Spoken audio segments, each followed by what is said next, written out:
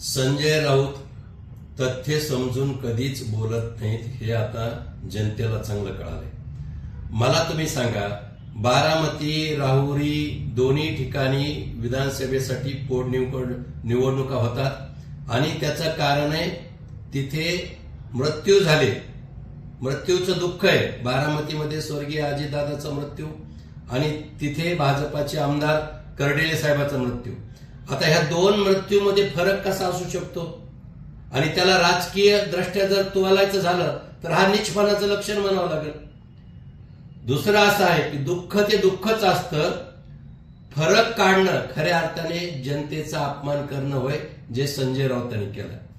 दुसरी गोष्ट अशी की मवियाच्या काळामध्ये उद्धव ठाकरे मुख्यमंत्री असताना सत्ताधाऱ्यांच्या मतदारसंघामध्ये, आमदार खासदारांच्या मतदारसंघामध्ये विकास निधीचा पाऊस पडायचा आणि आम्ही भाजपाचे आमदार वरडून सांगत होते आम्हाला निधी द्या, आम्हाला निधी द्या, पण आम्हाला कधीच निधी मिळाला नव्हता। म्हणून संजय राऊतांनी अगोदर स्वतः आरशात बघायला पाहिजे।